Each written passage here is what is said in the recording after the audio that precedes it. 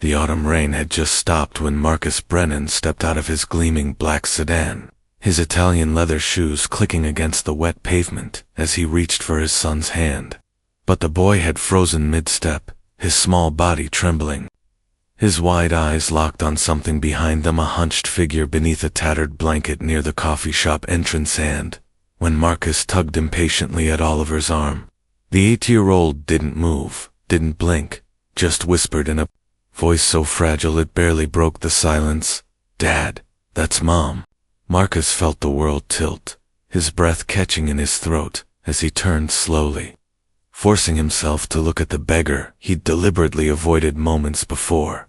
The woman whose face was hidden beneath matted hair and grime, and somewhere, deep in his chest, a door he'd locked 5 years ago began to crack open.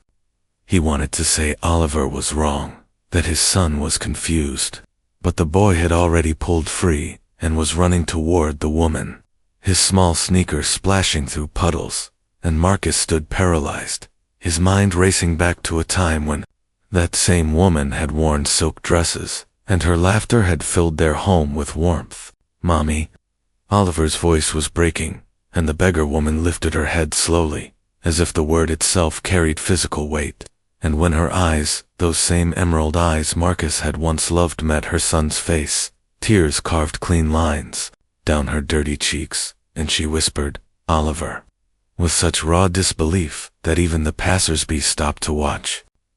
Marcus felt shame burn through him like acid as he remembered the divorce 5 years earlier, how he'd been so consumed with building his real estate empire that he hadn't noticed Elena's struggles with depression after her mother's death, how he'd seen her grief as weakness, her tears as inconvenience, and when she'd finally broken down completely, he'd chosen the easy path he'd left, taking Oliver with him, using his money and lawyers to paint her as unstable, unfit, and he'd told himself it was for their son's good, that Oliver needed stability, not a mother who couldn't get out of bed. He'd remarried within 2 years to Vanessa, a woman who looked perfect in photographs but had never once asked Oliver about his dreams. And he'd built a new life, a shinier life, while Elena had simply disappeared from their world. "I don't understand," Marcus heard himself say, his voice hollow as he approached them, watching Oliver throw his small arms around the woman who'd given birth to him. The woman who now smelled of the streets and wore clothes that were little more than rags. Elena looked up at him, and there was no anger in her eyes, only a deep, endless sadness that made him feel smaller than he'd ever felt in any boardroom. "Marcus," she said simply, and the way she said his name without accusation, without bitterness, somehow hurt more than if she'd screamed at him. Oliver was crying now, his face buried in his mother's shoulder, and he was saying, I missed you so much. Where did you go? Why did you leave me?" And Elena's hands trembled as she stroked his hair, whispering, "I didn't leave you, sweetheart. I didn't leave you." But her eyes met Marcus's, and they both knew the truth was more complicated than that. Marcus crouched down, his expensive suit soaking up water from the wet ground, and he asked a question he wasn't sure he wanted answered. "What happened, Elena? How did you?" He gestured helplessly at her circumstances, unable to finish. She took a shaky breath, her arms still wrapped around Oliver, and began to speak in a voice that sounded like it had forgotten how to tell stories. "After the divorce, after you took Oliver, I tried to fight it, tried to get better, tried to prove I could be a good mother again," she said, her words slow and measured, as if each one cost her something. "But the legal fees took everything I had, and without a job I'd been a stay-at-home mom for so long, no one would hire me, especially after—" She paused, swallowing hard, "after the court documents became public. After everyone in our social circle knew I'd been labeled unstable." Marcus felt his heart constrict because he remembered those court documents, remembered his lawyer assuring him it was just strategy, just words on paper, never considering they were words that would follow Elena, like shadows. "I lost the apartment," she continued, her voice barely above a whisper now, "and I moved in with my cousin. But she had her own problems, her own family, and I was so broken, Marcus. I couldn't think straight. Couldn't sleep without seeing Oliver's face. Couldn't breathe without wondering if he remembered me, if he was okay. A tear slid down Marcus's face, unexpected and unbidden, because he'd never told Oliver the truth. He'd let his son believe that Alina had simply chosen to leave, that she hadn't wanted to be a mother anymore, and watching Oliver cling to her now, seeing the pure love and longing in his son's eyes, he realized what a profound cruelty that had been. I tried to see him, Alina said, looking directly at Marcus now, with an intensity that made him want to look away. I came to the house 7 times, but security always turned me away, and my calls went unanswered. And eventually the restraining order. She trailed off, and Marcus felt physically sick because he'd forgotten about that order. Had signed it without thinking, trusting his lawyer's advice that it was protective, never imagining Alina standing outside the gates of their home, desperate just to glimpse her son. I started having panic attacks, Alina continued, her voice shaking now. And without insurance, without money for doctors, I self-medicated. Nothing illegal, she added quickly, seeing Marcus's expression. Just alcohol, just enough to make the pain dull, but it cost money I didn't have, and I started making bad choices. Borrowing from people I shouldn't have, and when I couldn't pay them back. She gestured at herself, at the streets around them. This became easier than fighting, easier than hoping. Oliver pulled back to look at his mother's face, his small hands cupping her cheeks with a tenderness that seemed far too old for his 8 years.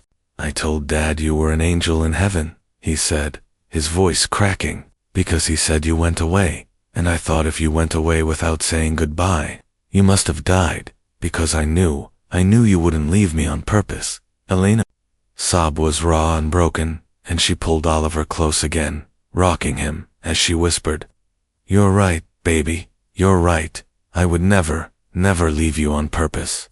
Marcus stood abruptly, overwhelmed by the weight of what he was witnessing, what he'd caused, and he turned away, his hand covering his mouth as if he could physically hold back the guilt that was choking him. He'd told himself for 5 years that he'd done the right thing, that Alina had been too unstable, that he'd protected Oliver from chaos. But standing here now, watching his son reunite with the mother who'd been suffering alone on the streets while he lived in a mansion, he saw his choices for what they really were: selfish, cowardly, and devastating. "What do you need?" he asked, turning back to Alina, his voice thick with emotion. "What can I do?" Alina looked at him with those eyes that had once promised to love him forever, and she said something he didn't expect. "Nothing, Marcus. You don't owe me anything. I just got to see my son again, and that's more than I've had in 5 years.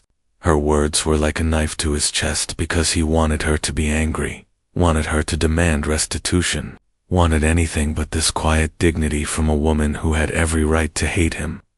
But Oliver, beautiful, innocent Oliver, looked up at his father with an expression Marcus had never seen before. Disappointment mixed with determination, and said in a voice far too mature for his age, "Dad, we have 3 empty bedrooms. We throw away enough food to feed 10 people every day, and Vanessa just bought her 4th car last month. We're taking Mom home." It wasn't a question, wasn't a request. And Marcus saw in his son's eyes a moral clarity that shamed him, that reminded him of the man he'd wanted to be before success and pride had twisted his priorities. "Oliver, it's not that simple," Marcus started, but his son cut him off with a ferocity that made both adults flinch. "Yes, I tease," Oliver shouted, tears streaming down his face. "It is that simple. Dad, she's my mom. She's sick and hungry and alone, and we have everything. And if you don't help her, if you don't fix this, then—" He paused, his small chest heaving. "Then I don't want to live with you anymore. I'll stay here with her, on the street. Because at least she loves me, at least she didn't choose to leave me." The words hit Marcus like physical blows, and he saw people stopping now, watching the scene unfold, their expressions ranging from curiosity to judgment. And he realized with sudden, crystalline clarity that this moment would define the rest of his life. He could walk away, could make excuses, could hide behind lawyers and logic. Or he could do something he hadn't done in years. He could choose love over convenience, mercy over pride. Marcus knelt down in the puddle again, ruining his suit completely. And he looked at Alina, really looked at her, seeing past the dirt and the hollow cheeks to the woman who'd once held his hand during his father's funeral, who'd stayed up countless nights when he was building his first company, who'd given him the greatest gift of his life, in the form of the boy now standing between them. "Alina," he said, his voice breaking, "I'm sorry. I'm so desperately sorry for all of it, for abandoning you, for turning everyone against you, for taking Oliver, for the restraining order, for every single day you've suffered because of my selfishness. I know sorry isn't enough. I know it doesn't undo any of the pain, but please," he paused, wiping his eyes roughly, "please, let me help you. Not because I deserve your forgiveness, but because it's the only right thing left for me to do."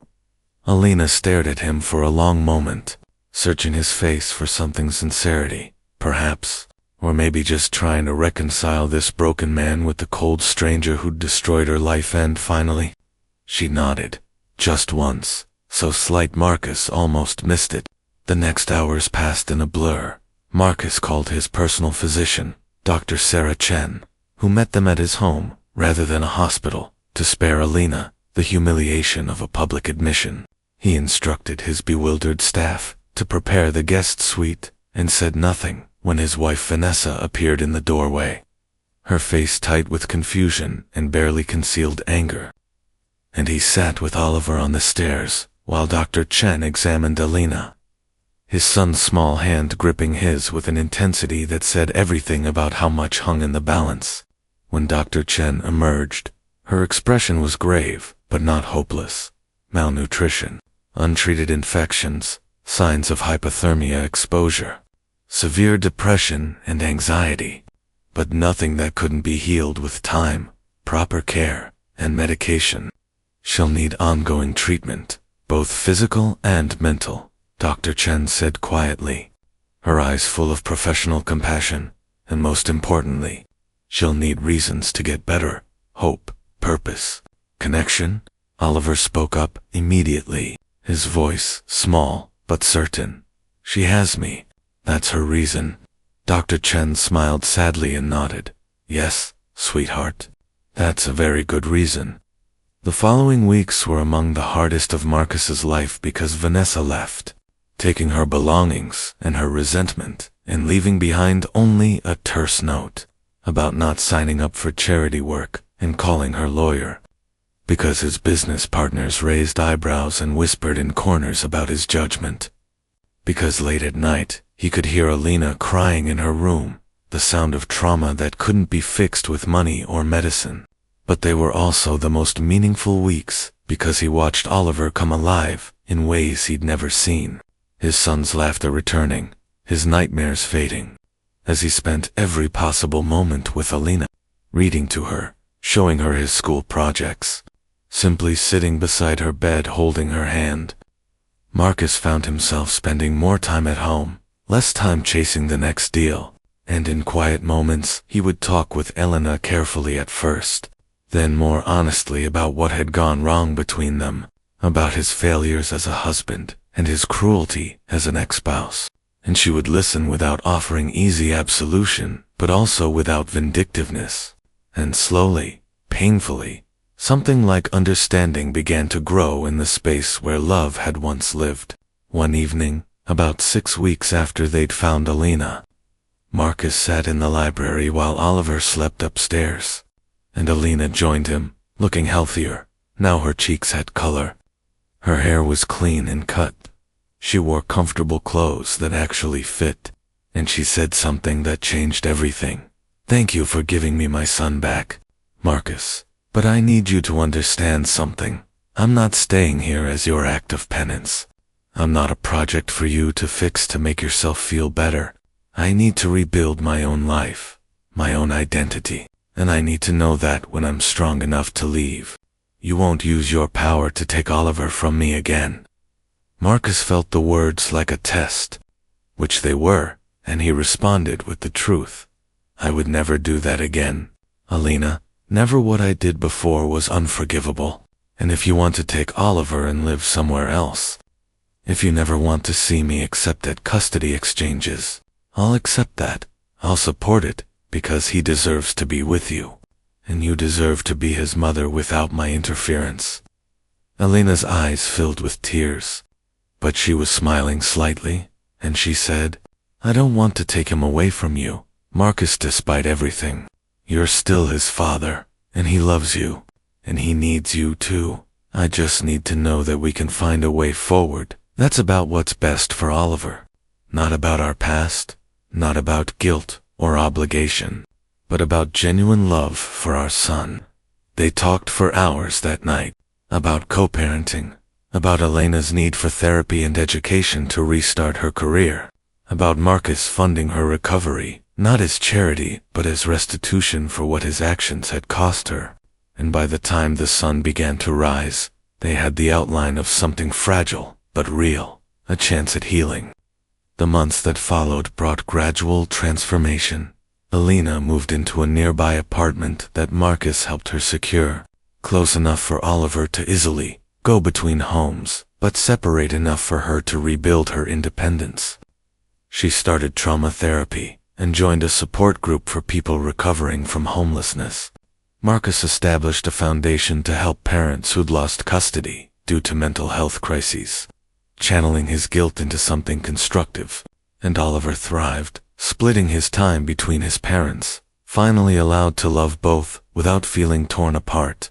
On the 1-year anniversary of the day Oliver had recognized his mother on the street, the three of them met at a park neutral ground, Elena's suggestion, and they sat on a blanket while Oliver played on the swings. And Marcus said something he'd been wanting to say for months. "I don't expect you to forgive me, Alina. I know what I did was beyond forgiveness, but I want you to know that finding you that day, seeing what my choices had done, it broke me in ways I needed to be broke. I was so focused on building an empire that I forgot to be a human being, and you and Oliver saved me from becoming someone I would have hated." Alina was quiet for a moment, watching their son laugh as he swung higher and higher. And then she said, "I forgive you, Marcus. Not because you deserve it, not because it erases what happened, but because carrying anger was killing me, just as surely as the streets were. And I choose to live now. I choose to be free." Marcus felt something release in his chest, something he hadn't even known was clenched tight, and he whispered, "Thank you." They sat in comfortable silence after that, two broken people who'd found their way back from the edge, not together as they'd once been, but united in their love for the boy who'd seen his mother when no one else had bothered to look, who'd chosen compassion over comfort, and who'd reminded them both what really mattered in a life that could be measured in many ways but was only truly rich when filled with love.